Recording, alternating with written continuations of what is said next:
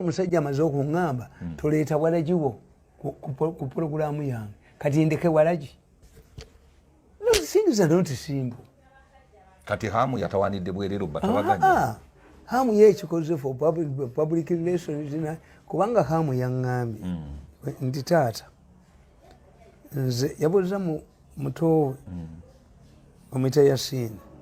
ti Yasini mu bintu byensi kikyensinga okuba nakyo n'abimenya naga sente nziyina mu bungi ate zinfaanana ekyo si kikulu okuyamba abantu si kikulu nibamumenyera ebintu naga nze kyensinga okwagala mu nsi famire yange ekyo kikulu nnyo kyensinga okwagala mu nsi famire yange n'agamba nze sisaba visa naye amawanga gonna ninayo ebizimbe ne kampuni zange naye babadde bankubira essimu famire yammwe etabuseeki ekyo kituufu kakati in my mind naligambye nti hamu yali bagambye abo sibamanyi these are distant relatives tasobola kubanga muli musaayi gwe era bwe yagambye nti muli musaayi gwange ono taata era yamugambye next time okuddamu okweregera ku taata oyo bwa ku social media yekuwaga bw'oba tekyosobola kutulinga social media jangu nkuwe sente okole project biriyo biveemu nesagala kuddamu kwepangira ku taata wa ekyo kituufu taata muntu mukulu yes kubanga oyinza n'okufubibwako n'afukamira neyehambulinga n'akolaki era in the middle of the meeting nadde ngenzi naye wakoze bulungi n'obeera nyina ayina ebyeyogedde ebyobusiru ng'alinga Josephine ng'omwana we era that's what women do nti once you want omwana mwayonooneke I think that's why bwe yabadde agati advisor we naye nga yalinnyako eddaala amuteme naye ebyono gya musonyiwa olabe ekintu kyayinza okugatta it is not something katonda yatukolera ebintu ebyo bibiri katonda yakola enzayimu zisatu omuntu zabeera nazo one enzayimu omukazi ayina ensi enzayimu esooka ye omukazi eri mu bbeere lye muno eyinsa omwana neyeebaka era nze bagamba nti buli muntu amanye wali federo ye omukazi bw'ayambulamu sikaati omwana tazina mazina kitaawe yazina kati omusajja yawe bwe wali federo ye wali ku sikaati n'ennika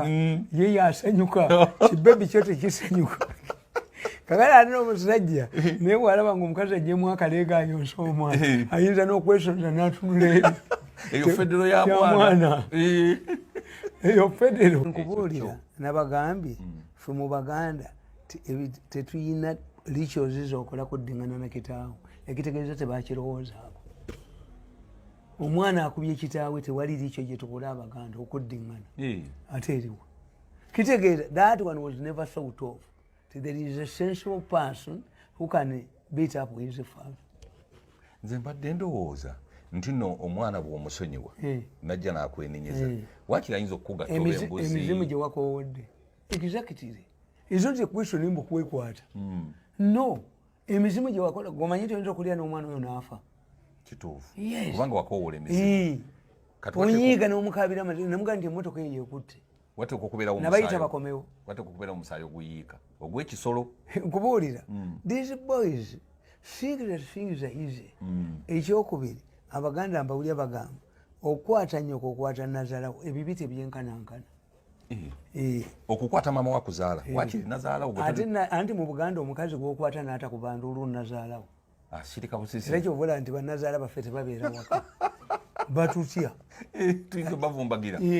era yabagamba bugayi nti baana bange nzizeeyo ewange ng'olukyamutuuseeko amawano gagasigaza bannange ng'okuggyako weya nga muzina abalongo ozina ne nazaalawo nga muli bwereere ne mwekuba ebyensoti ne mwekuba ebikuzi kati ate awo tewayinza kubeerawo obuzibu ate tekibeerawo ne kitaawe nazina ne mukaba mwana we nebo ne beekoona ebyensoti ate abalongo nga babula saalongo omuto ne naalongo omuto kakati naalongo baleetayo ka naalongo akato ne bagenda ku nsiko ne saalongo omuto naddira ekinankani kyempumumpu nakijjako ekiwotonono kikavu nokitiika omukama osaalongo omuto nakisonse kamooli nalongo omuto naye kikoma ku kiwotonono kiyinza obutakomaawo bwe baba nga baweza emyaka 18 kakati nenalongo naye nafunayo saalongo omuto nalongo wo n'omukkiriza ate gyemikolo bagiwemula golooza abaganda baali bagala nnyo okuzaala abalongo. That's why a nalongo cannot be beaten up in somebody's plantation garden. Nti abba bagamba kinanisa akyagala. Yes. Why? Abalongo medicine baliko eddagala kye bayita abalongo si be bano abaana. Abalongo mukwata olubugo ne mugenda ku nsiko ne mwekweka kye musangawo kyonna ku lubugo okwo kye muzinga bwe kutabeera ate kuyinza butabeera kubeerako omusota kubeera gwe bazinga be balongo si bano sinali manyi nti bano. Era ffe abaganda tulina ameeru n'amaddugavu nti azadde meeru oba maddugavu. Abalongo aba sexes ez'enjawulo gemeeru. When they decide to kill their parents buli omu aba alina amukiikirira. Awo tebetta amaddugavu mabi nnyo gegaba one sex. Kyembadde nkunyonnyola ti mu Buganda siraba muli ekyo yonna mwana gy'akola ng'akubye ekitaawe.